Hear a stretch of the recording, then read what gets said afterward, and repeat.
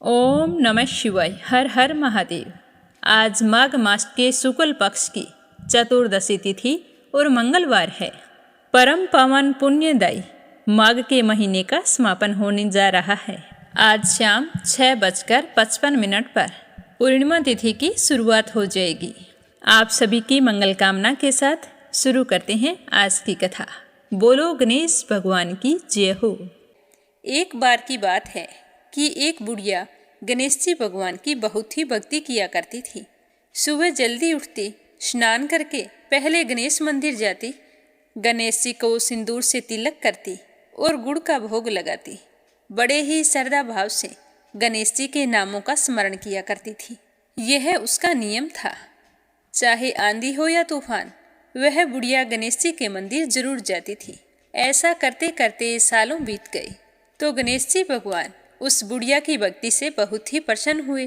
तो एक दिन उसे सपने में दर्शन देकर कहने लगे कि बूढ़ी माई, मैं तुमसे बहुत ही खुश हूँ, तू वरदान मांग कि क्या मांगना चाहती है। तो बुढ़िया कहने लगी कि गणेश जी महाराज, आपने मुझे दर्शन दिए, इससे अच्छा मेरे लिए क्या हो सकता है। मांगना तो मुझे कुछ नहीं आता है, मैं क्या मांगू। इस तरह फिर बुढ़िया सोचने लगी। तो गणेश जी महाराज कहने लगे कि बूढ़ी माई, परेशान मत हो, मैं कल फिर आपके सपने में आऊँगा। तब तक तुम आराम से सोच लेना कि तुम्हें वरदान में क्या मांगना है। वरदान मैं तुम्हें एक ही दूंगा। ऐसा कहकर गणेश जी भगवान अंतर्ध्यान हो गए और उस बुढ़िया की आंख खुल गई। आंख खुली तो सुबह हो चुकी थी। तो बुढ़िया सोचने लगी कि घर में अन्न और धन भी नहीं है और मेरे कुल का दीपक भी नहीं है, मैं क्या मांगूं, मेरी तो समझ में नहीं आता है।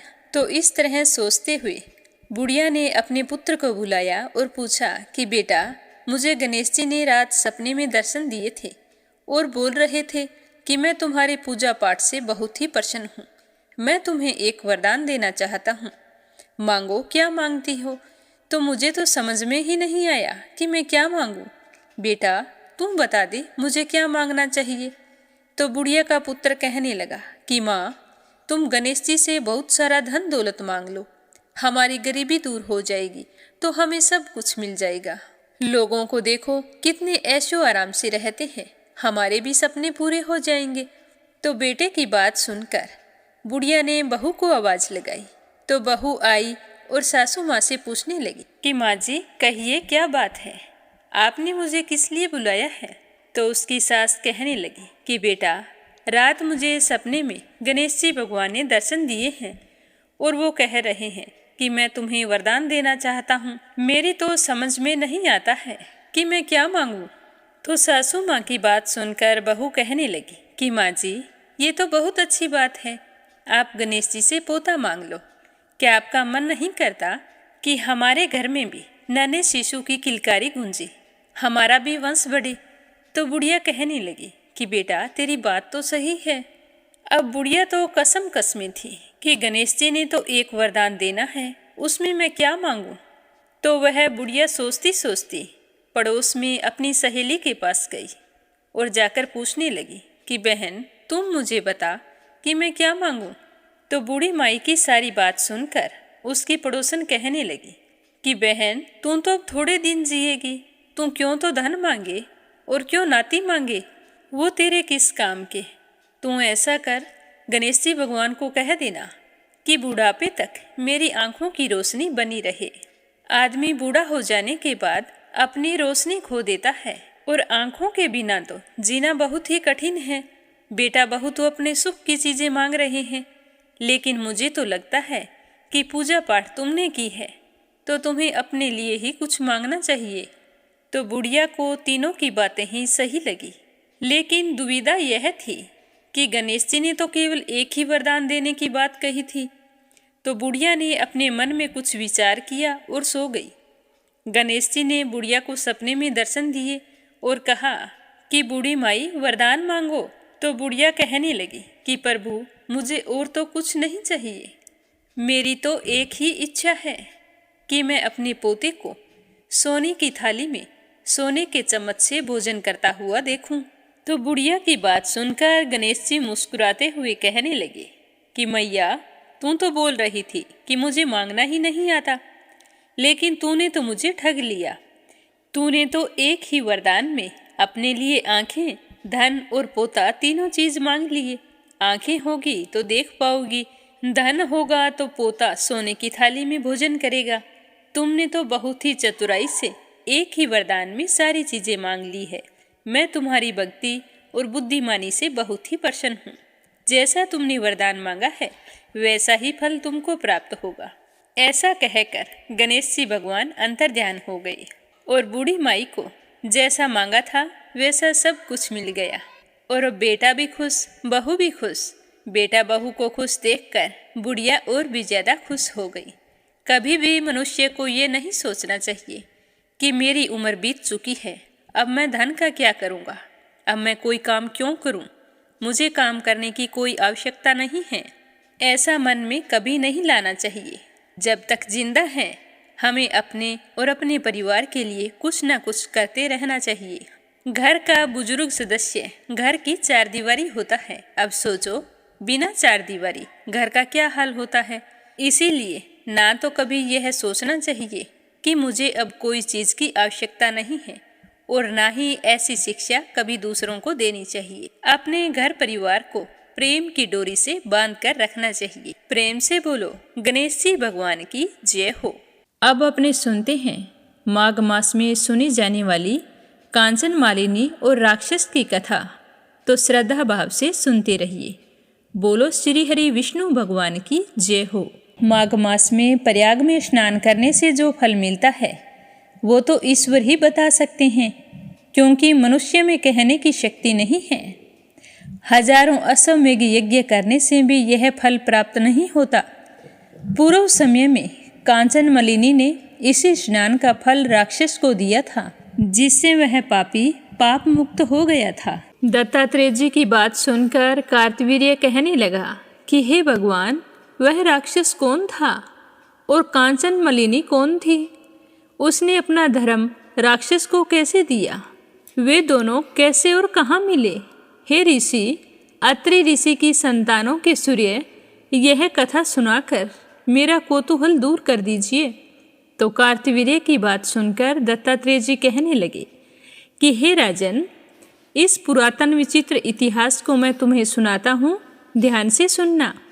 कांचन मालिनी नाम की एक सुंदर अप्सरा थी, जो माघ मास में प्रयाग में स्नान करके कैलाश पर जा रही थी। तब उसको मार्ग में जाते हुए हिमालय के कुंज से एक घीर राक्षस ने देखा। उस सोने से तेज वाली, सुंदर कटी वाली, बड़े बड़े नेत्रों वाली, चंद्रमुखी सुंदर केस और पीन पयोधर वाली सुंदर अप्सरा को देखकर उस राक्षस ने कहा कि हे सुंदरी, कमल नयनी, तुम कौन हो और कहाँ से आई हो, कहाँ जा रही हो? तुम्हारे वस्त्र और वेणी भीगी हुई क्यों हैं? तुम आकाश मार्ग से कहाँ जाती हो और किस पुण्य के प्रताप से तुम्हारा यह शरीर ऐसा तेजस्वी और रूप ऐसा मनोहर है? मुझे भी बताओ। तुम्हारे गीले वस्त्र से मेरे मस्तक पर गिरे हुए एक बूंद के जल ने मेरे क्रूर मन को एकदम शांत कर दिया है। हे देवी, इसका क्या कारण है? तुम बड़ी शीलवती प्रतीत होती हो, इसका कारण मुझे बताइए। तो उस राक्षस की बात सुनकर अप्सरा कहने लगी कि हे राक्षस, मैं काम रूपिणी अप्सरा हूँ। मैं प्रयाग में संगम में स्नान करके आ रही हूँ, इसी कारण मेरे वस्त्र भीगे हैं। अब मैं कैलाश पर जा रही हूँ, जहाँ पर शिव निवास करते हैं। त्रिवेणी के जल से मेरी सारी क्रूरता दूर हो गई है, जिसके पुण्य प्रभाव से मैं इतनी सुंदर और पार्वती जी की प्रिय सखी हूँ। अब मैं तुम्हें मेरे पीछे का वृतांत सुनाती हूँ, जो मुझसे पितामह ब्रह्मा जी ने कहा था। ध्यानपूर्वक सुनना। मैं कलिंग देश के राजा की वेश्या थी। रूप, लावण्य और सुंदरता में अपूर्व थी। मेरी सुंदरता पर सारा नगर मोहित था। मैंने अनेकों प्रकार के भोग भोगे और अनेकों प्रकार के वस्त्र और आभूषणों की घर में कोई कमी नहीं थी। कई कामी पुरुष आपस में स्पर्धा से ही मृत्यु को प्राप्त हो गए। इस तरह उस नगर में बड़ी सुंदरता से यौवन व्यतीत हुआ और मैं वृद्धावस्था को प्राप्त हुई। तब मेरे मन में विचार उत्पन्न हुआ कि मैंने अपनी सारी आयु पापों में ही व्यतीत कर दी, धर्म का कोई कार्य नहीं किया, दान धर्म तप यज्ञ आदि कुछ भी नहीं किए, शिव या दुर्गा जी की आराधना भी नहीं की और ना ही कभी विष्णु जी का पूजन किया। तो यह सोच सोचकर मेरा चित्त अशांत रहने लगा। इस प्रकार अशांत चित्त से मैंने एक ब्राह्मण की शरण ली जो वेदों का ज्ञाता और ब्रह्मनिष्ठ था। मैंने उस ब्राह्मण से पूछा कि हे ब्राह्मण देव, मेरा उद्धार किस प्रकार हो सकता है? हे महाराज, साधु सज्जन तो अच्छे और बुरे सभी पर दया करते हैं, इसीलिए मुझ दीन पर भी कृपा करके मुझ कीचड़ में डूबी हुई को पकड़कर उभारिए। क्षीर सागर क्या हंस को ही दूध देता है, बतख को नहीं देता? तब वह ब्राह्मण, राजा का पुरोहित, इन सब बातों को सुनकर मुझ पर दया करके कहने लगा कि तुम ब्रह्मा के क्षेत्र में प्रयाग में जाकर माघ मास में त्रिवेणी संगम में स्नान करना, परंतु ध्यान रखना कि उस समय मन में कोई भी अशुभ क्रिया का विचार न आए। अपने चित्त को शुद्ध और शांत रखना। पापों के नाश के लिए महर्षियों ने तीर्थ स्थान से अधिक और कोई भी प्रायश्चित नहीं बतलाया है। प्रयाग में स्नान करने से तू अवश्य पवित्र होकर स्वर्ग को जाएगी। हे भामिनी, पुराने समय में गौतम ऋषि की स्त्री को देखकर इंद्र ने काम के वशीभूत होकर कपट वेश में उससे भोग किया था, तो गौतम ऋषि ने क्रोधित होकर उसे श्राप दे दिया, जिससे उसका शरीर अत्यंत लज्जायुक्त हजारों भगों वाला हो गया। तब इंद्र नीचे मुंह करके अपने पाप कर्म की बुराई करने लगा। मेरु पर्वत के शिखर पर स्वच्छ जल वाले सरोवर पर एक स्वर्ण कमल से भरे हुए कोटर में घुस गया और अपने पाप को धिक्कारता हुआ कामदेव की बुराई करने लगा। कहने लगा कि ये कामदेव ही सब पापों का मूल है, इसके ही वशीभूत होकर मनुष्य नरक में जाते हैं और अपने धर्म, कीर्ति, यश और धैर्य का नाश कर लेते हैं। तो उस कोटर में बैठा इंद्र इस तरह सोच रहा था और उधर इंद्र के बिना सारा देवलोक शोभाहीन हो गया। तब देवता, गंधर्व, किन्नर और लोकपाल इंद्राणी के साथ गुरु बृहस्पति जी के पास गए और वहां जाकर उन्हें प्रणाम किया और पूछने लगे कि महाराज, इंद्र के ना रहने से स्वर्ग ऐसा शोभाहीन हो गया है जैसे सुपात्र के बिना श्रेष्ठ कुल हो जाता है। इसीलिए स्वर्ग की शोभा के लिए कोई क्रिया सोचिए और इस कार्य के लिए हमें जरा भी विलंब नहीं करना चाहिए। तो उनकी बात सुनकर गुरु बृहस्पति जी कहने लगे कि इंद्र ने बिना सोचे विचारे जो कर्म किया है उसी का फल भोग रहा है। वो कहाँ है? मैं यह सब कुछ जानता हूँ। फिर गुरु बृहस्पति देव सबको साथ लेकर स्वर्ण कमलों से युक्त बड़े सरोवर में इंद्र को देखा। इंद्र का मुख मलिन और आंखें बंद थी। तब इंद्र ने गुरु बृहस्पति जी के चरणों को पकड़कर कहा कि हे गुरुदेव, इस पाप से उद्धार करके आप मेरी रक्षा कीजिए। तब गुरुदेव कहने लगे कि पापों से मुक्ति पाने का एकमात्र रास्ता है कि तुम प्रयाग में जाकर स्नान करो। प्रयाग में स्नान करने से ही तुम पाप मुक्त हो पाओगे। तो गुरुदेव की बात सुनकर इंद्र सहित सबने ही प्रयाग में जाकर संगम में स्नान किया और त्रिवेणी स्नान से इंद्र पाप मुक्त हो गए। तब गुरुदेव ने इंद्र को वरदान दिया कि तुम्हारे शरीर में जितने भी भग हैं सब नेत्र हो जाएं। तब इंद्र गुरुदेव के वरदान से 1000 नेत्रों से ऐसे सुशोभित हुए जैसे मानसरोवर में कमल शोभायमान होता है। अप्सरा कहने लगे कि हे राक्षस, कि इंद्र इस प्रकार प्रयाग में स्नान करके अपने पापों को धोकर अमरावतीपुरी को गया। सो हे कल्याणी, तुम भी देवताओं से सेवा किए जाने वाले प्रयाग में माघ मास का स्नान करो, निष्पाप होकर अवश्य स्वर्ग लोक को जाओगी। तो मैंने उस ब्राह्मण के वचन सुनकर उसके पैरों में पड़कर प्रणाम किया और फिर घर आ गई। घर आकर मैंने भाई बंधु, नौकर चाकर, धन आदि सभी चीज़ों का त्याग कर दिया, यह समझकर कि ये सारी वस्तुएं शरीर को नष्ट करने वाली होती है, और मैं घर से निकल गई। माघ में गंगा यमुना के संगम पर जाकर स्नान किया। सो हे निशाचर, 3 दिन के स्नान से ही मेरे सारे पाप नष्ट हो गए और 27 दिन के पुण्य से मैं देवता हो गई और पार्वती जी की सखी होकर सुख से निवास करती हूँ। इसीलिए मैं प्रयाग के महात्म्य को याद करके सब देवताओं के साथ माघ में प्रयाग में स्नान करती हूँ। मैंने अपना यह सारा वृतांत तुम्हें बता दिया है। अब तुम मुझे बताओ कि तुम इस योनि में कैसे पड़े और कुरूप होने का क्या कारण है। तुम्हारी दाढ़ी और मूंछें बहुत बड़ी बड़ी हो गई है और पार्वती की गुफा में वास करते हो। तो निशाचर कहने लगा कि हे बद्रे, सज्जनों से गुप्त बात कहने में कभी कोई हानि नहीं होती। मुझे अब कोई संशय नहीं रहा कि मेरा उद्धार तुमसे ही होगा। इसीलिए मैं अपना सारा वृतांत तुमसे कहता हूँ। मैं भी काशी में वेदों का ज्ञाता था और बड़े उच्च कुल के ब्राह्मण के घर में जन्म लिया था। मैंने राजा, पापी, शूद्र तथा वेश्यों से अनेक प्रकार के दान लिए थे। मैंने दान लेने में चंडाल को भी नहीं छोड़ा। उस जन्म में मैंने कोई भी धर्म का काम नहीं किया। वहीं पर मैं मृत्यु को प्राप्त हो गया। मेरी मृत्यु तीर्थ स्थान पर हुई थी। तीर्थ स्थान पर मृत्यु होने के कारण मैं नरक में नहीं गया।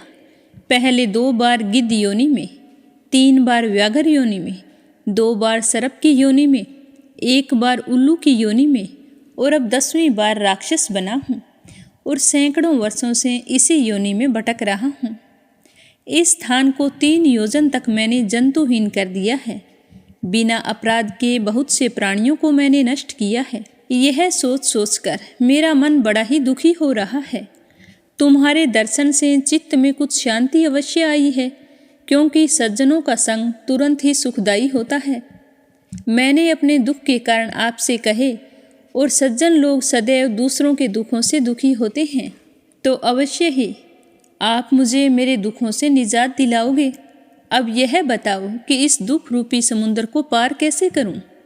क्या क्षीर सागर हंस को दूध देता है, बगुली को नहीं देता?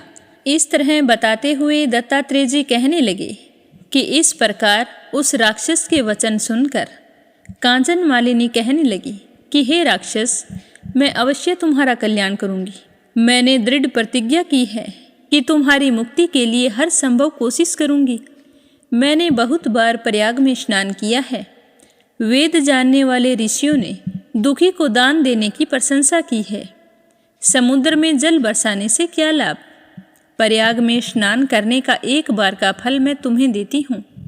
उसी से तुमको स्वर्ग की प्राप्ति हो जाएगी। उसके फल का अनुभव मैं कर चुकी हूँ।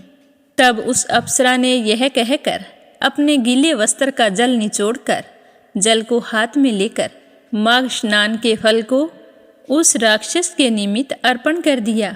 तो उसी समय पुण्य प्राप्त करके वह राक्षस राक्षसी शरीर को छोड़कर तेज में सूर्य के समान देवता रूप हो गया।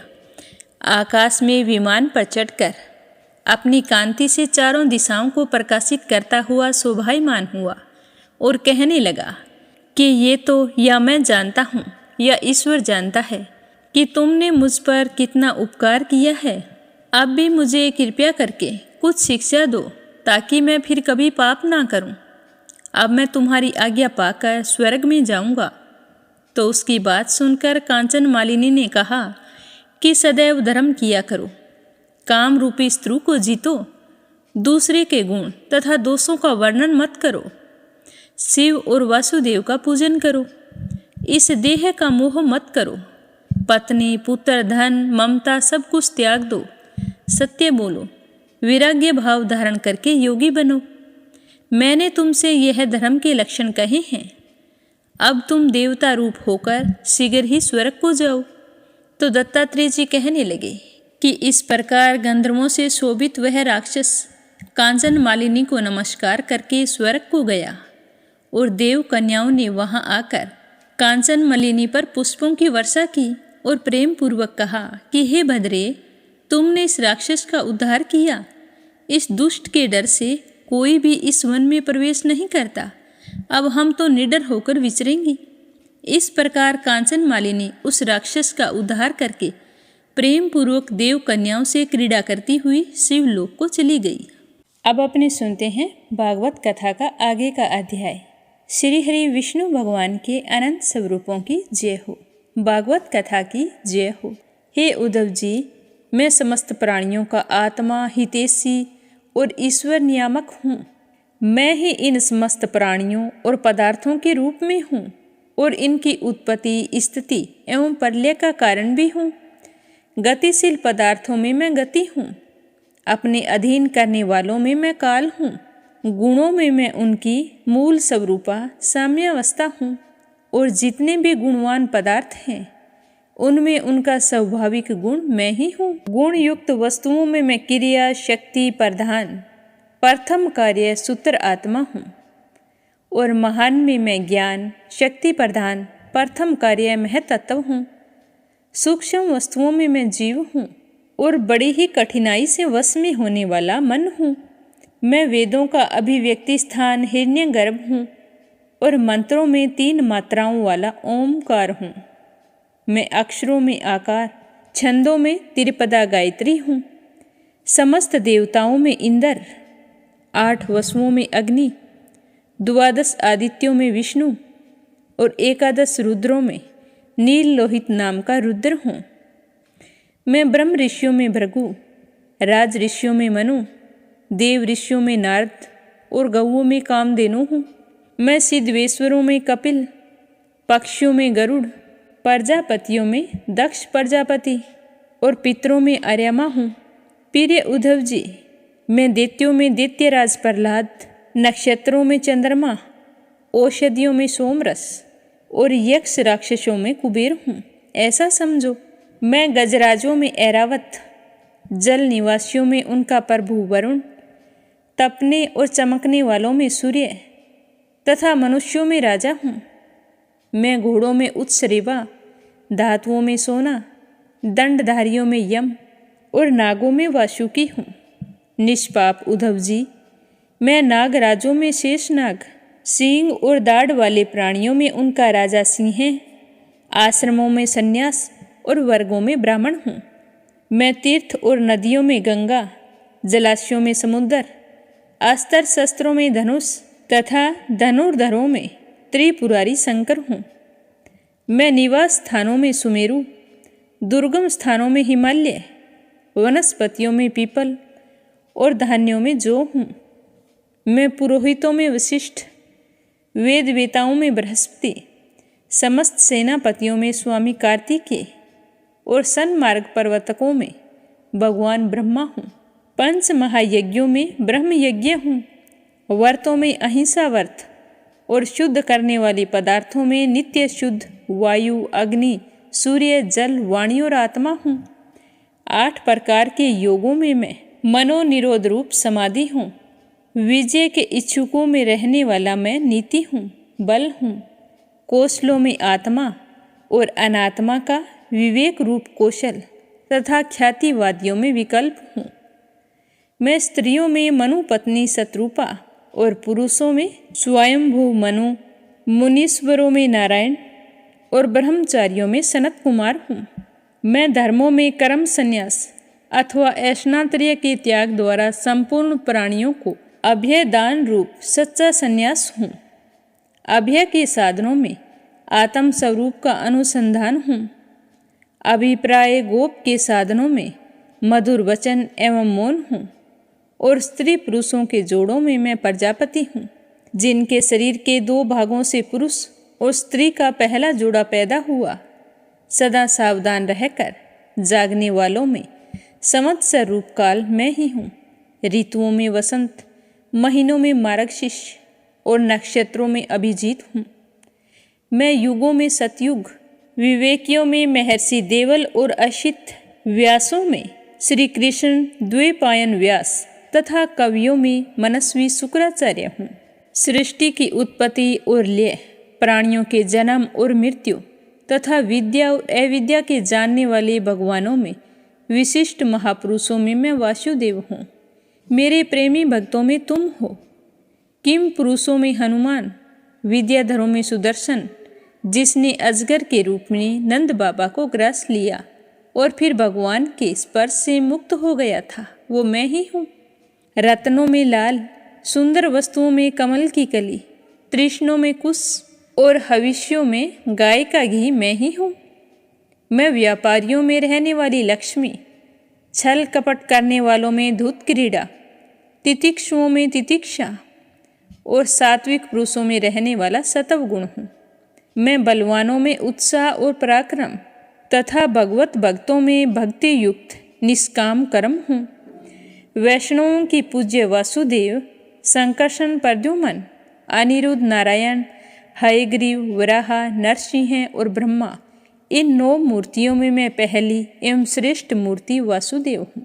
मैं गंधों में विश्वासु और अप्सराओं में ब्रह्मा जी के दरबार की अप्सरा पूर्वचिति हूँ। पर्वतों में स्थिरता और पृथ्वी में शुद्ध अविकारी गंध मैं ही हूँ। मैं जल में रस, तेजस्वियों में परम तेजस्वी, अग्नि, सूर्य, चंद्र और तारों में प्रभा तथा आकाश में उसका एकमात्र गुण शब्द हूँ। उद्धव जी, मैं ब्राह्मण भक्तों में बलि, वीरों में अर्जुन और प्राणियों में उनकी उत्पत्ति, स्थिति और प्रलय हूँ। मैं ही पैरों में चलने की शक्ति, वाणी में बोलने की शक्ति, पायु में मल त्याग की शक्ति, हाथों में पकड़ने की शक्ति और जनेंद्रिय में आनंद उपभोग की शक्ति हूँ। त्वचा में स्पर्श की, नेत्रों में दर्शन की, रसना में स्वाद लेने की, कानों में सुनने की, नासिका में सूंघने की शक्ति मैं ही हूँ। समस्त इंद्रियों की इंद्रिय शक्ति मैं ही हूँ। पृथ्वी, आकाश, वायु, जल, तेज, अहंकार, महतत्व, पंच महाभूत, जीव, अव्यक्त, प्रकृति, सतव, रज, तम और उनसे परे रहने वाला ब्रह्मा, ये सब मैं ही हूँ। इन तत्वों की गणना लक्षणों द्वारा उनका ज्ञान तथा तत्व ज्ञान रूप उसका फल मैं ही हूँ।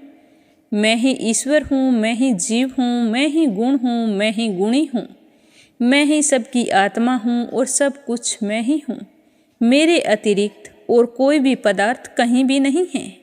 अगर मैं खुद को गिनने लगूं तो किसी समय परमाणुओं की गणना तो कर सकता हूँ, परंतु अपनी विभूतियों की गणना नहीं कर सकता, क्योंकि जब मेरे रचे हुए कोटि कोटि ब्रह्मांडों की भी गणना नहीं की जा सकती तो मेरी विभूतियों की गणना तो की ही कैसे जा सकती है। तो ऐसा समझ लो कि जिसमें भी तेज, श्री, कीर्ति, ऐश्वर्य, लज्जा, त्याग, सौंदर्य, सौभाग्य, पराक्रम, तितिक्षा और विज्ञान आदि श्रेष्ठ गुण हैं, वह मेरा ही अंश है। उद्धव जी, मैंने तुम्हारे इस प्रश्न के अनुसार संक्षेप से विभूतियों का वर्णन किया है। ये सब परमार्थ वस्तु नहीं है, मनोविकार मात्र हैं, क्योंकि मन से सोची और वाणी से कही हुई कोई भी वस्तु वास्तविक नहीं होती, उसकी तो एक कल्पना ही होती है। इसीलिए तुम वाणी को स्वच्छंद भाषण से रोको, मन के संकल्प विकल्प बंद करो, इसके लिए प्राणों को वश में करो और इंद्रियों का दमन करो। सात्विक बुद्धि के द्वारा परपंच विमुख बुद्धि को शांत करो, फिर तुम्हें संसार के जन्म मृत्यु रूप बीहड़ मार्ग में भटकना नहीं पड़ेगा। जो साधक बुद्धि के द्वारा वाणी और मन को पूर्णतया वश में नहीं कर लेता, उसके व्रत, तप और दान उसी प्रकार क्षीण हो जाते हैं जैसे कच्चे घड़े में भरा हुआ जल। इसीलिए मेरे प्रेमी भक्त को चाहिए कि मेरे प्राण होकर भक्ति युक्त बुद्धि से वाणी, मन और प्राणों का संयम करे। ऐसा कर लेने पर फिर उसे कुछ भी करना शेष नहीं रहता, वह कृतकृत्य हो जाता है। उद्धव जी ने कहा कि हे कमल नयन श्री कृष्ण, आपने पहले वर्ण आश्रम धर्म का पालन करने वालों के लिए और सामान्यतः मनुष्य मात्र के लिए उस धर्म का उपदेश किया था जिसे आपकी भक्ति प्राप्त होती है।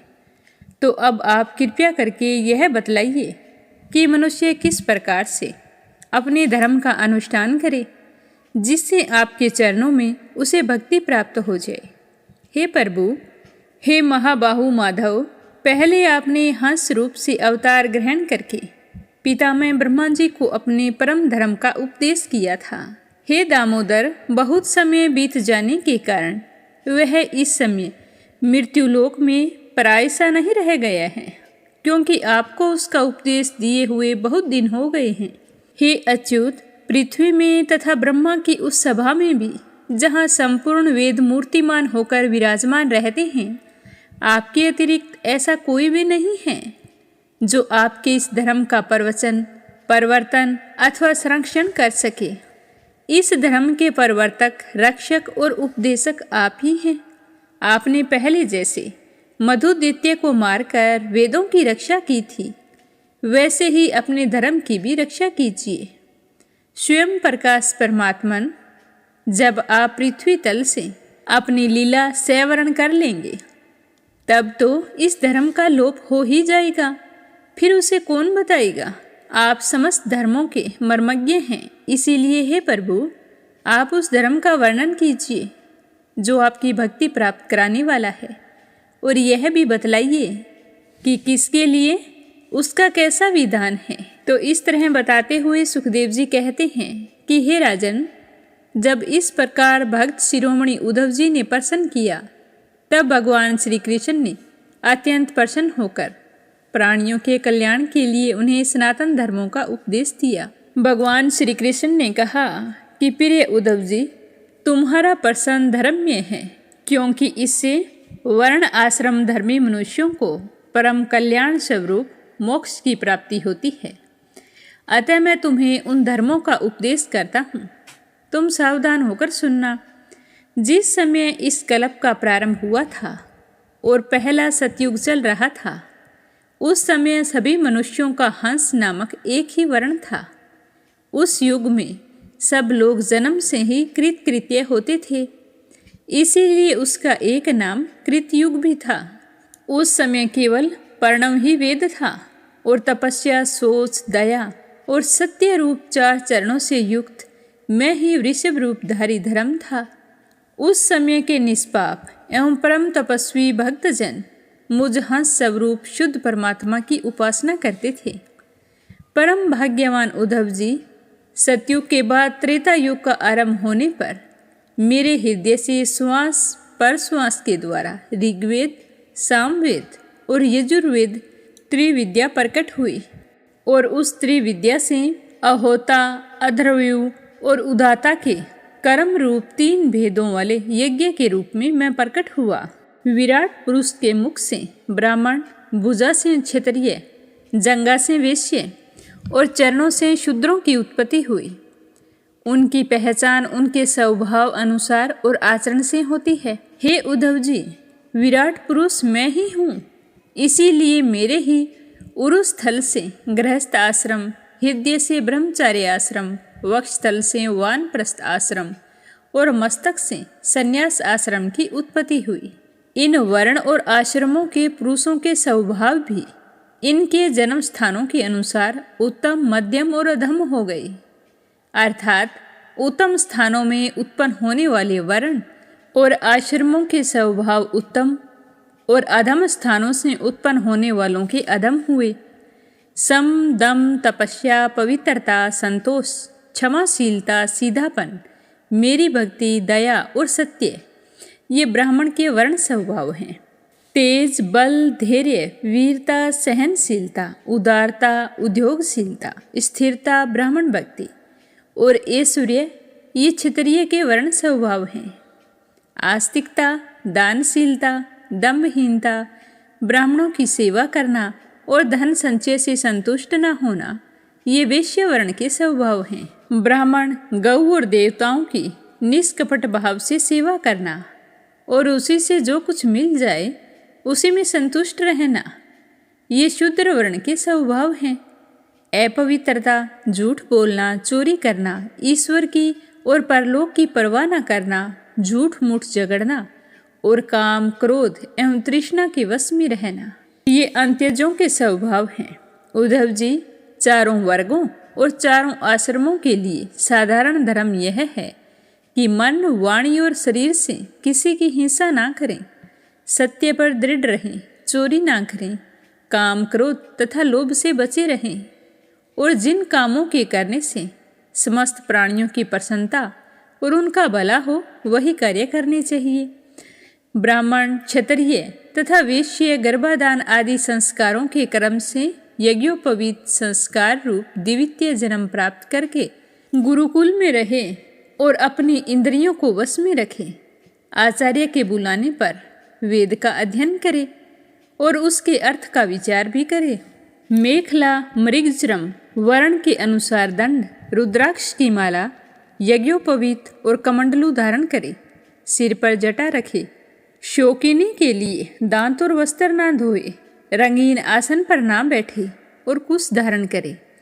स्नान, भोजन, हवन, जप और मल मूत्र त्याग के समय मौन रहे और कक्ष तथा गुप्तेंद्रिय के बाल और नाखूनों को कभी नहीं काटना चाहिए। पूर्ण ब्रह्मचर्य का पालन करना चाहिए। ब्रह्मचारी को पवित्रता के साथ एकाग्रचित होकर अग्नि, सूर्य, आचार्य, गौ, ब्राह्मण, गुरु, वृद्धजन और देवताओं की उपासना करनी चाहिए तथा सायंकाल और प्रातःकाल मौन होकर संध्या उपासन एवं गायत्री का जाप करना चाहिए। आचार्य को मेरा ही स्वरूप समझे, कभी उनका तिरस्कार ना करें। उन्हें साधारण मनुष्य समझकर दोष दृष्टि नहीं करनी चाहिए, क्योंकि गुरु सर्वदेवमय होता है। सायंकाल और प्रातःकाल दोनों समय जो कुछ भी भिक्षा में मिले वह लाकर गुरुदेव के आगे रखते। केवल भोजन ही नहीं, जो कुछ हो, और फिर उनकी आज्ञा अनुसार बड़े संयम से भिक्षा आदि का यथोचित उपयोग करे। आचार्य यदि जाते हों तो उनके पीछे पीछे चले। उनके सो जाने के बाद बड़ी सावधानी से उनसे थोड़ी ही दूरी पर सो जाएं। थके हों तो उनके पास बैठकर उनके चरण दबाएं और बैठे हों तो उनके आदेश की प्रतीक्षा में हाथ जोड़कर पास में ही खड़े हो जाएं। इस प्रकार अत्यंत छोटे व्यक्ति की भांति सेवा के द्वारा सदा सर्वदा आचार्य की आज्ञा में तत्पर रहे। जब तक विद्या अध्ययन समाप्त न हो जाए तब तक सब प्रकार के भोगों से दूर रहकर इसी प्रकार गुरुकुल में निवास करें और कभी अपना ब्रह्मचर्य व्रत खंडित न होने दें। यदि ब्रह्मचारी का विचार हो कि मैं मूर्तिमान वेदों के निवास स्थान ब्रह्मलोक में जाऊं, तो उसे आजीवन नैष्ठिक ब्रह्मचर्य व्रत ग्रहण कर लेना चाहिए और वेदों के स्वाध्याय के लिए अपना सारा जीवन आचार्य की सेवा में ही समर्पित कर देना चाहिए। ऐसा ब्रह्मचारी सचमुच ब्रह्म तेज से संपन्न हो जाता है और उसके सारे पाप नष्ट हो जाते हैं। उसे चाहिए कि अग्नि, गुरु, अपने शरीर और समस्त प्राणियों में मेरी ही उपासना करे और यह भाव रखे कि मेरे तथा सबके हृदय में एक ही परमात्मा विराजमान है। ब्रह्मचारी, वानप्रस्थ और सन्यासियों को चाहिए कि वे स्त्रियों को देखना, स्पर्श करना, उनसे बातचीत या हंसी मस्करी करना त्याग दें और मैथुन करते हुए प्राणियों को कभी भी नहीं देखना चाहिए। प्रिय उद्धव जी, सोच, आचमन, स्नान, संध्या उपासन, सरलता, तीर्थ सेवन, जप, समस्त प्राणियों में मुझे ही देखना, मन, वाणी और शरीर का संयम, यह ब्रह्मचारी, गृहस्थ, वानप्रस्थ और सन्यासी सभी के लिए एक सा ही नियम है।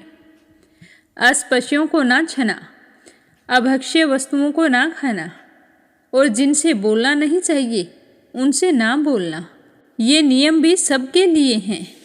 नैष्ठिक ब्रह्मचार्य ब्राह्मण इन नियमों का पालन करने से अग्नि के समान तेजस्वी हो जाता है। तीव्र तपस्या के कारण उसके कर्म संस्कार भस्म हो जाते हैं, अंतःकरण शुद्ध हो जाता है और वह मेरा भक्त होकर मुझे ही प्राप्त कर लेता है। प्यारे उद्धव जी, यदि नैष्ठिक ब्रह्मचर्य ग्रहण करने की इच्छा ना हो और गृहस्थ आश्रम में प्रवेश करना चाहता हो तो विधि पूर्वक वेद अध्ययन समाप्त करके आचार्य को दक्षिणा देकर और उनकी अनुमति लेकर समावर्तन संस्कार करावे। स्नातक बनाकर ब्रह्मचार्य आश्रम छोड़ दे। ब्रह्मचारी को चाहिए कि ब्रह्मचार्य आश्रम के बाद गृहस्थ अथवा वानप्रस्थ आश्रम में प्रवेश करे। यदि ब्राह्मण हो तो संन्यास भी ले सकता है, अथवा उसे चाहिए कि एक आश्रम से दूसरे आश्रम में प्रवेश करे। किंतु मेरा आज्ञाकारी भक्त बिना आश्रम के ही रहकर अथवा विपरीत कर्म से आश्रम परिवर्तन करके स्वेच्छाचार में प्रवृत्त न हो। प्यारे उद्धव जी, यदि ब्रह्मचार्य आश्रम के बाद गृहस्थ आश्रम स्वीकार करना हो तो ब्रह्मचारी को चाहिए कि अपने अनुरूप एवं शास्त्रोक्त लक्षणों से संपन्न कुलीन कन्या से विवाह करे। वह अवस्था में अपने से छोटी और अपने ही वर्ण की होनी चाहिए। यदि कामवश अन्य वर्ण की कन्या से और विवाह करना हो तो अपने से निम्न वर्ण की कन्या से विवाह कर सकता है। यज्ञ आदि अध्ययन और दान करने का अधिकार ब्राह्मण, क्षत्रिय एवं वैश्यों को समान रूप से है, परंतु दान लेने, पढ़ाने और यज्ञ कराने का अधिकार केवल ब्राह्मणों को ही होता है। ब्राह्मण को चाहिए कि इन 3 वृत्तियों में प्रतिग्रह अर्थात दान लेने की वृत्ति को तपस्या, तेज और यश का नाश करने वाली समझकर पढ़ाने और यज्ञ कराने के द्वारा ही अपना जीवन निर्वाह करे। और यदि इन दोनों वृत्तियों में भी दोष दृष्टि हो, परावलंबन, दीनता आदि दोष दिखते हों, तो अन्न कटने के बाद खेतों में पड़े हुए दाने बीन कर ही अपने जीवन का निर्वाह करना चाहिए। हे उद्धव जी, ब्राह्मण का शरीर अत्यंत दुर्लभ है। यह इसीलिए नहीं कि इसके द्वारा तुच्छ विषय भोग ही भोगे जाएं। यह तो जीवन पर्यंत कष्ट भोगने, तपस्या करने और अंत में अनंत आनंद स्वरूप मोक्ष की प्राप्ति करने के लिए है। जो ब्राह्मण घर में रहकर अपने महान धर्म का निष्काम भाव से पालन करता है और खेतों में तथा बाजारों में गिरे पड़े दाने चुनकर संतोष पूर्वक अपने जीवन का निर्वाह करता है, साथ ही वह अपना शरीर, प्राण, अंतःकरण और आत्मा मुझे समर्पित कर देता है और कहीं भी अत्यंत आसक्ति नहीं करता, वह बिना संन्यास लिए ही परम शांति स्वरूप परम पद प्राप्त कर लेता है। जो लोग विपत्ति में पड़े कष्ट पा रहे मेरे भक्त ब्राह्मण को विपत्तियों से बचा लेते हैं, उन्हें मैं शीघ्र ही समस्त आपत्तियों से उसी प्रकार बचा लेता हूँ जैसे समुद्र में डूबते हुए प्राणी को नौका बचा लेती है। एक राजा को चाहिए कि वह पिता के समान अपनी सारी प्रजा का कष्ट से उद्धार करे, उन्हें बचाए, जैसे गजराज दूसरे गजों की रक्षा करता है और धीर होकर स्वयं अपने आप से अपना उद्धार करता है। जो राजा इस प्रकार प्रजा की रक्षा करता है वह सारे पापों से मुक्त होकर अंत समय में सूर्य के समान तेजस्वी विमान पर चढ़कर स्वर्गलोक में जाता है और इंद्र के साथ सुख भोगता है। यदि ब्राह्मण अध्यापन अथवा यज्ञ आदि से अपनी जीविका ना चला सके तो वेश्यावर्तिका का आश्रय ले और जब तक विपत्ति दूर ना हो जाए तब तक करे। यदि बहुत बड़ी आपत्ति का सामना करना पड़े तो तलवार उठाकर क्षत्रियों की वृत्ति से भी अपना काम चला ले, परंतु किसी भी अवस्था में नीचों की सेवा, जिसे स्वानवृत्ति कहते हैं, कभी नहीं करनी चाहिए। इसी प्रकार यदि क्षत्रिय भी प्रजा पालन आदि के द्वारा अपने जीवन का निर्वाह ना कर सके तो वेश्यावृत्ति, व्यापार आदि कर ले। बहुत बड़ी आपत्ति हो तो शिकार के लिए अथवा विद्यार्थियों को पढ़ाकर अपनी आपत्ति के दिन काट ले, परंतु नीचों की सेवा का आश्रय कभी ना ले। वेश्य भी आपत्ति के समय शूद्रों की वृत्ति सेवा से अपना जीवन निर्वाह कर ले और शूद्र चटाई बुनने आदि का कारुवर्तिका का आश्रय ले। परंतु हे उद्धव जी, ये सारी बातें आपत्ति काल के लिए हैं। आपत्ति का समय बीत जाने पर निम्न वर्णों की वृत्ति से जीविका उपार्जन करने का लोभ ना करें। गृहस्थ पुरुष को चाहिए कि वेद अध्ययन रूप ब्रह्म यज्ञ, तर्पण रूप पितृ यज्ञ, हवन रूप देव यज्ञ, काक बलि आदि भूत यज्ञ और अन्नदान रूप अतिथि यज्ञ आदि के द्वारा मेरे स्वरूप भूत ऋषि, देवता, पितर, मनुष्य एवं समस्त प्राणियों की यथाशक्ति प्रतिदिन पूजा करता रहे। गृहस्थ पुरुष अनायास ही प्राप्त अथवा शास्त्रोक्त रीति से उपार्जित अपने शुद्ध धन से अपने भृत्य आश्रित प्रजाजन को किसी प्रकार का कष्ट न पहुंचाते हुए न्याय और विधि के साथ यज्ञ करे।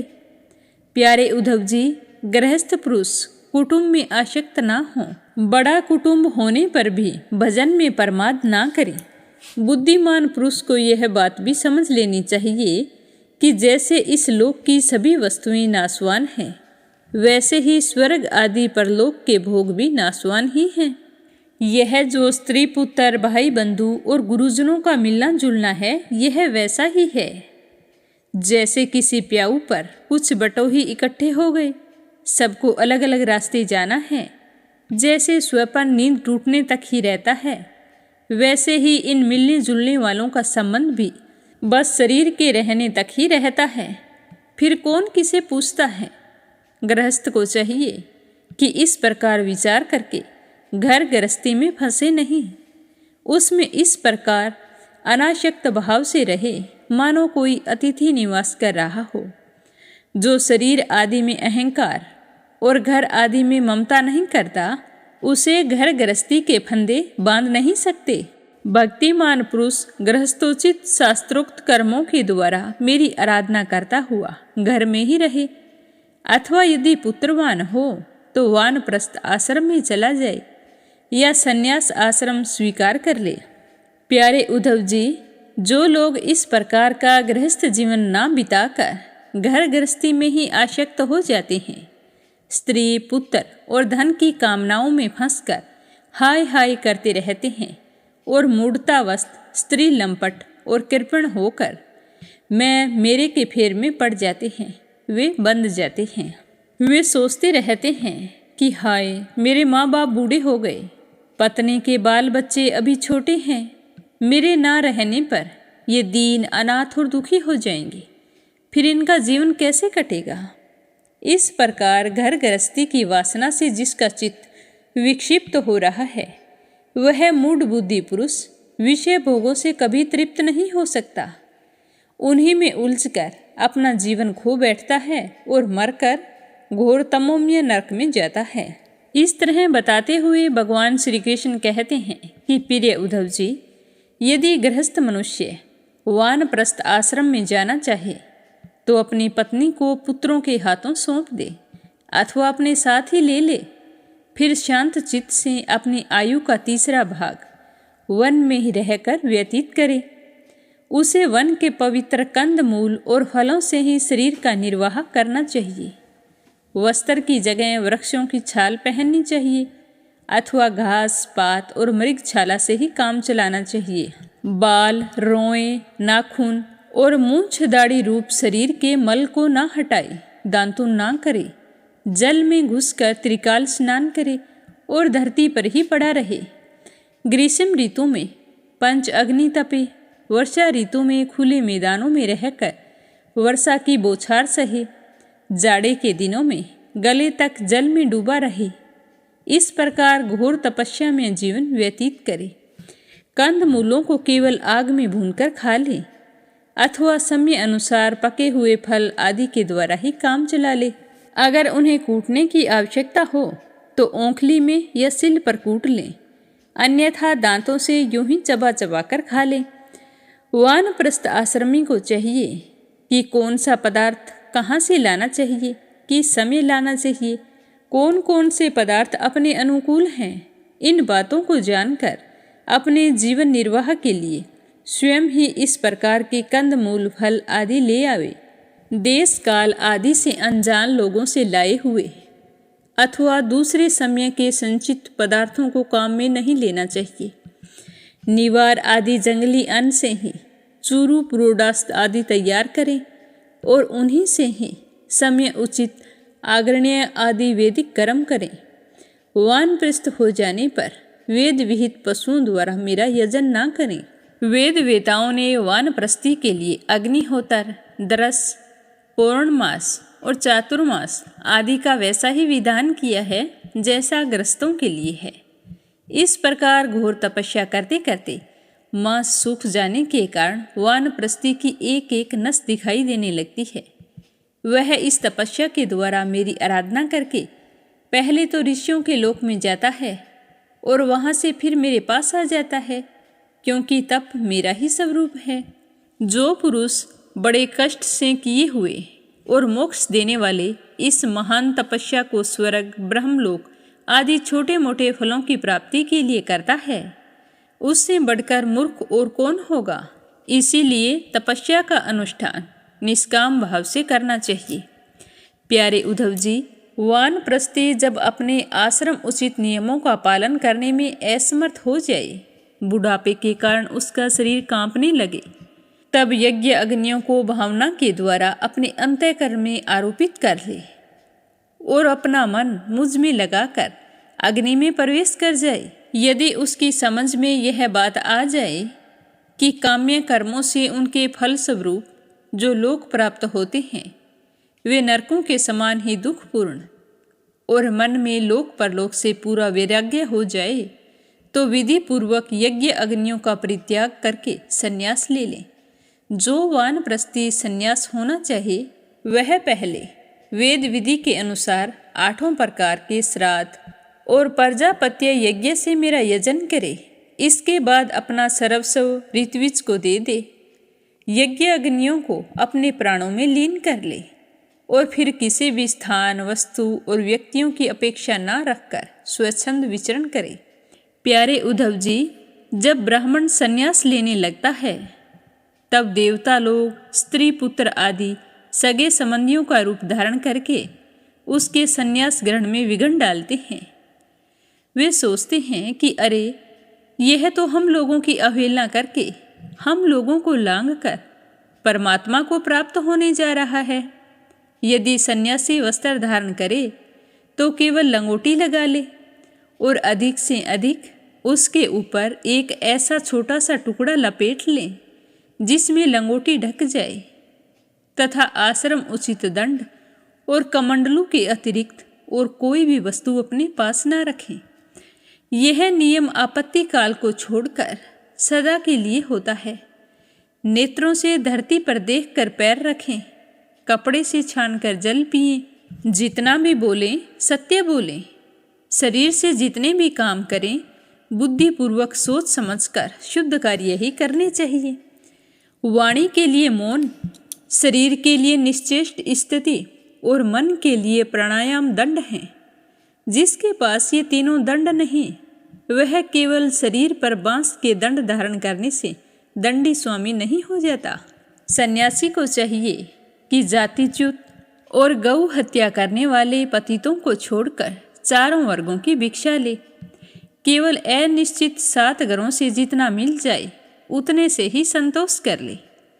इस प्रकार भिक्षा लेकर बस्ती के बाहर जलाशय पर वहाँ हाथ पैर धोकर जल के द्वारा भिक्षा को पवित्र कर ले। फिर शास्त्रोक्त पद्धति से जिन्हें भिक्षा का भाग देना चाहिए उन्हें देकर जो कुछ भी बचे मौन रहकर उसे ग्रहण कर लेना चाहिए। दूसरे समय के लिए बचा कर ना रखें और ना ही अधिक मांग कर लाएं। सन्यासी को हमेशा पृथ्वी पर अकेले ही विचरना चाहिए।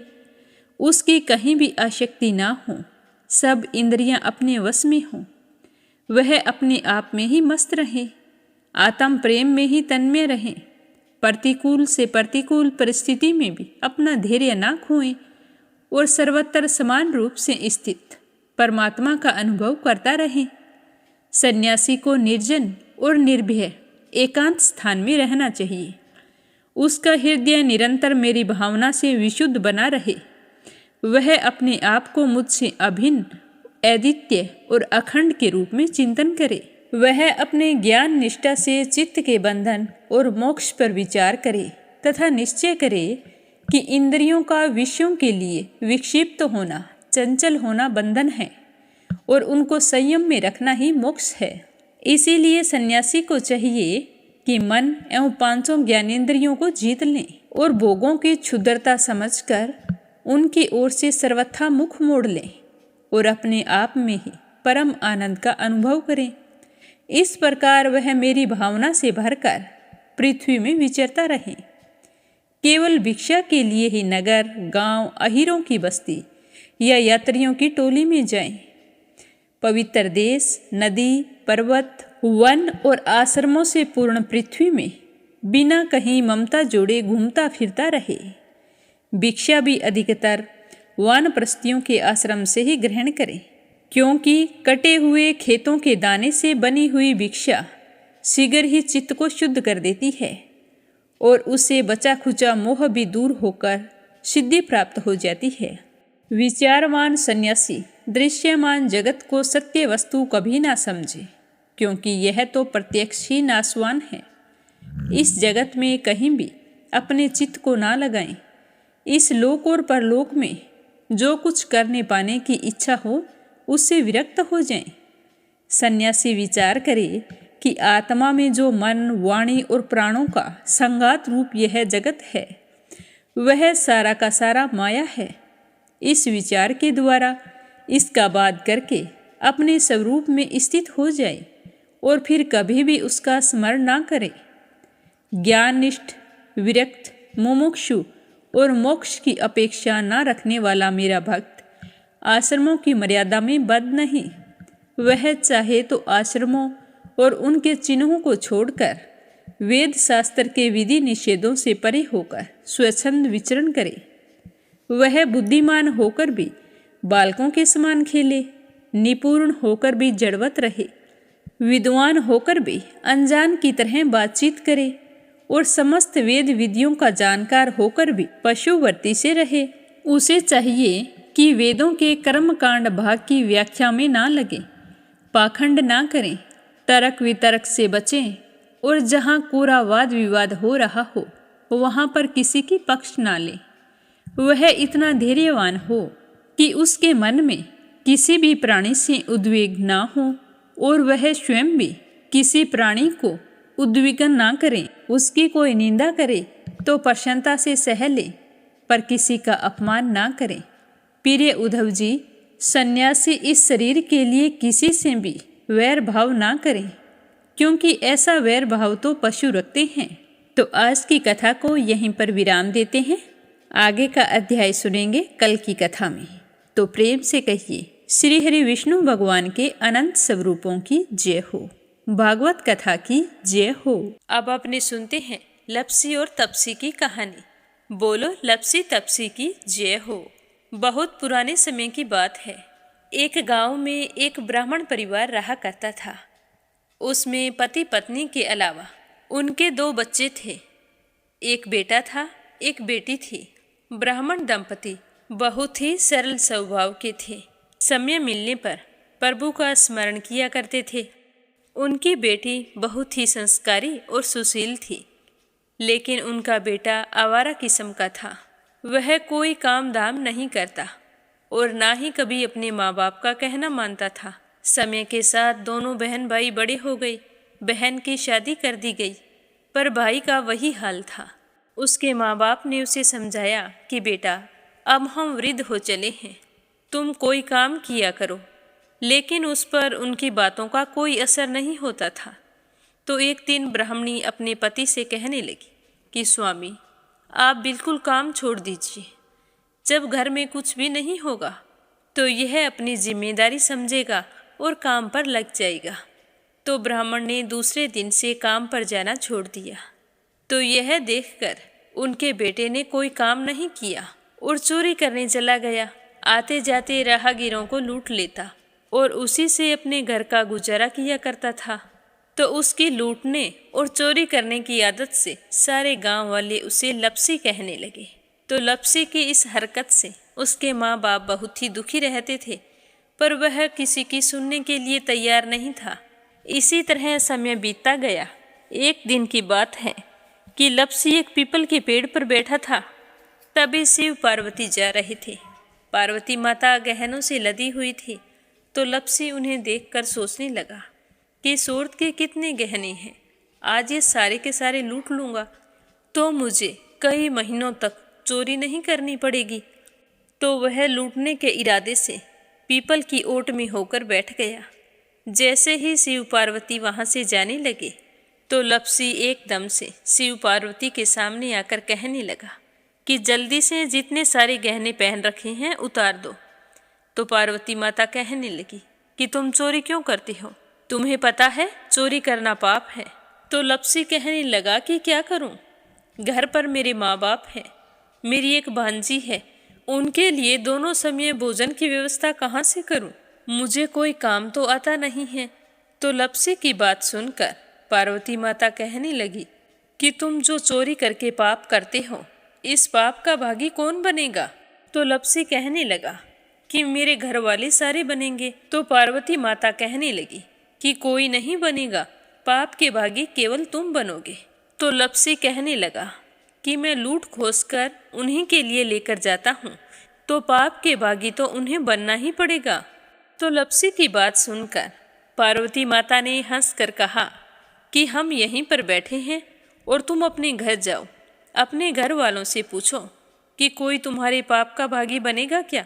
तो यह सुनकर लप्सी भागा भागा अपने घर आया और अपनी माँ के पास गया और कहने लगा कि माँ, मैं चोरी करके लाता हूँ, राह चलते राहगीरों को लूटता हूँ, तुम्हारे लिए ही तो करता हूँ। तो तुम मुझे एक बात बताओ, चोरी करने से जो पाप लगता है तो आप मेरे पाप के भागी बनोगे। तो लप्सी की बात सुनकर उसकी माँ कहने लगी कि बेटा, मैंने तो तुमसे नहीं कहा कि तुम चोरी करके लाओ, तुम कमा कर लाओ, हमें तो 2 वक्त की रोटी चाहिए, मैं तो तुम्हारी पाप की भागी नहीं बनूंगी। तो माँ के मुंह से इस तरह की बात सुनकर लप्सी तो हैरान हो गया। फिर वह अपने पिताजी के पास गया और जाकर कहने लगा कि पिताजी, मैं जो कुछ भी लूट खोस के लाता हूँ वो आपके लिए ही तो लाता हूँ। देखो मैंने लूट कर कितना धन इकट्ठा कर लिया है, कितने ऐशो आराम हैं तुम्हारे। अगर मैं चोरी नहीं करता तो क्या ये सब हमें मिलता। पिताजी, मैं तुमसे एक बात पूछता हूँ कि चोरी करने से पाप लगता है, तो उस पाप में आप मेरे भागीदार बनोगे क्या। तो लप्सी की बात सुनकर उसके पिताजी कहने लगे कि बेटा, मैंने नहीं कहा कि तुम चोरी करके लाओ, तुम कमा कर लाओ, मैं तुम्हारे पाप का भागी नहीं बनूंगा। तो माँ बाप के मुंह से इस तरह की बात सुनकर वह बहुत ही उदास हुआ और सोचने लगा कि मैं कितने महीनों से चोरी कर रहा हूँ, ना जाने मुझ पर कितना पाप चढ़ गया है, और ये तो बोल रहे हैं कि पाप के भागी हम नहीं बनेंगे, तो अब क्या होगा। तो वह बड़े ही दुखी मन से शिव पार्वती से मिलने के लिए चल पड़ा। जैसे ही घर से बाहर निकलने लगा तो उसकी छोटी सी भांजी दरवाजे पर खेल रही थी। उसे पता नहीं था कि पाप पुण्य क्या होता है, तो वो कहने लगी कि मामा, पाप की भागी मैं बनूंगी। तो उसके इस तरह कहते ही लप्सी ने उसे गोद में उठाया और चल पड़ा। शिवजी भगवान और पार्वती माता के पास जाकर कहने लगा कि घर वालों ने पाप का भागी बनने से मना कर दिया है और एक यही है जो पाप की भागी बनने को तैयार है। फिर लप्सी बड़े ही दीन स्वर में कहने लगा कि हे भगवान, मैं समझ गया हूँ कि चोरी करना पाप है। आज तक जो मैंने काम किया वो बहुत ही गलत था, लेकिन अब मैं इसका प्रायश्चित करना चाहता हूँ। अब तुम ही बताओ, मुझे मेरे पापों से मुक्ति कैसे मिलेगी। तो उसकी बात सुनकर शिव पार्वती बहुत ही खुश हुए और लप्सी को कच्चे सूत का एक छोटा सा गोला देते हुए कहा कि लप्सी, ये सूत लो और इस पीपल के चारों ओर परिक्रमा लगाओ। जब यह सूत समाप्त हो जाएगा तब तुम्हारे सारे पाप नष्ट हो जाएंगे। तो यह सुनकर लप्सी बहुत ही खुश हुआ। सोचने लगा कि छोटा सा गोला है, अभी लपेट कर घर चला जाऊंगा, उसके बाद में कभी कोई पाप नहीं करूंगा। फिर उसने अपनी बांजी को कंधे पर बैठाया और पीपल की परिक्रमा लगानी शुरू कर दी। अब भगवान का वह सूत खत्म कहाँ होने वाला था। लप्सी चक्कर लगाता गया पर वह सूत खत्म नहीं हुआ। चक्कर लगाते लगाते 1 महीने, 6 महीने, साल, पूरे 12 साल बीत गए पर वह सूत खत्म नहीं हुआ। 12 साल बाद एक बार फिर शिव पार्वती जी वहाँ से गुजर रहे थे तो पार्वती माता ने कहा कि स्वामी, चलो लप्सी को चलकर देखते हैं। तो शिवजी कहने लगे, वो चोरी करने वाला, लूटने वाला कब का चला गया होगा। तो पार्वती माता कहने लगी कि नहीं स्वामी, चलकर देखने में क्या जाता है, चलो एक बार देखते हैं। तो शिव पार्वती जी जैसे ही पीपल वृक्ष के पास आए तो देखा कि लप्सी तो अब भी चक्कर लगा रहा है। वहाँ चारों ओर गहरी खाई हो गई है और लप्सी की बड़ी बड़ी दाढ़ी, मूंछें, नाखून बढ़ गए हैं। तो यह देखकर पार्वती माता ने कहा कि देखो स्वामी, आप तो कह रहे थे कि वो कब का ही चला गया, देखो इसके मन में सच्ची भक्ति है। तो पार्वती की बात सुनकर शिवजी ने कहा कि चलो अभी देख लेता हूँ। तो यह कहकर शिवजी ने एक सोने का कड़ा लप्सी के आगे फेंक दिया। तो लपसी ने झट से उसके ऊपर पैर कर लिया। फिर अचानक से उसका ध्यान शिव पार्वती जी की ओर गया तो वो हाथ जोड़कर कहने लगा कि भगवान, अब तो मेरे पाप समाप्त हो गए होंगे, आप मुझे यहाँ से जाने की आज्ञा दीजिए। आपका यह सूत अभी तक खत्म नहीं हुआ है। तो शिवजी भगवान ने कहा कि तुम्हारे पाप कर्म भी अभी तक पूरे नहीं हुए हैं। तो शिवजी की बात सुनकर लपसी कहने लगा कि भगवान, मुझे पूरे 12 वर्ष हो गए हैं आपकी भक्ति करते करते, और अब भी आप मुझ पर शक कर रहे हैं। तो शिवजी ने कहा कि अपना पैर उठाओ। तो जैसे ही लपसी ने अपना पैर उठाया तो उसके पैर के नीचे सोने का कड़ा था। तो यह देखकर लपसी शर्मिंदा हो गया और कहने लगा कि प्रभु, गलती हो गई, मुझे माफ़ करो, आगे से मैं ऐसी गलती कभी नहीं करूँगा। तो शिवजी कहने लगे कि नहीं लपसी, तुम्हारा पाप ऐसे पूरा नहीं हो सकता। अब तुम्हें 12 वर्ष तक और इसी तरह परिक्रमा करनी होगी, उसी के बाद तुम्हारे पाप समाप्त होंगे। यह कहकर शिव पार्वती वहाँ से चले गए और वह फिर से पीपल के पेड़ की परिक्रमा करता रहा। करते करते 12 साल बीत गए। 12 साल बाद में शिव पार्वती जी वहाँ पर आए तो उन्होंने देखा कि आज भी वो वहीं पर चक्कर लगा रहा है। तो शिव जी ने फिर उसके सामने सोने की अंगूठी फेंकी, पर उसने कोई ध्यान नहीं दिया। तो शिव जी भगवान प्रसन्न होकर कहने लगे कि हे लपसी, आज से तुम मेरी तपस्या करके तपसी बन गए हो। मैं तुम्हें वरदान देता हूँ कि तुम अपने जीवन में सारे सुखों को प्राप्त करेगा। और तूने 24 बरस तक मेरी भक्ति की है, इसका फल भी तुझे अवश्य मिलेगा। जो भी औरत गाय और कुत्ते की रोटी नहीं बनाएगी, उसका पुण्य फल तुम्हें मिलेगा। आंगन लीप कर दहलीज नहीं लीपेगी तो उसका पुण्य फल भी तुझे ही मिलेगा। अगर हमारे घर की बहन बेटी को हम सूट, तीवल या साड़ी भेंट स्वरूप देते हैं तो साथ में मोली का धागा और कुछ रुपए नहीं देंगे तो उसका पुण्य फल भी तुम्हें ही मिलेगा। अगर कोई दिए से दिया जलाएगा तो उसका पुण्य फल भी तुम्हें ही मिलेगा। अगर व्रत और पूजा पाठ में सारी कहानी सुन ले और तुम्हारी कहानी ना सुने तो उसका पुण्य फल भी तुम्हें ही मिलेगा। कहा जाता है कि तभी से सुबह पहली रोटी गाय की और सुबह की अंतिम रोटी छोटी बनाई जाती है और शाम को अंतिम रोटी बड़ी बनाई जाती है जो कुत्ते की होती है। और दिए से दिया भी नहीं जलाया जाता। और घर की बहन बेटियों को सूट और तीवल के साथ भेंट स्वरूप कुछ रुपए भी जरूर दिए जाते हैं। और उसी दिन से हर व्रत कथा के बाद में लपसी तपसी की कहानी जरूर सुनी जाती है। और कथा समाप्त होने पर कहा जाता है कि लपसी का फल लपसी को मिले, तपसी का फल तपसी को मिले। हमारी पूजा पाठ का, हमारे व्रत का और हमारी कहानी का पुण्य फल हमें मिले। बोलो लपसी तपसी की जय हो।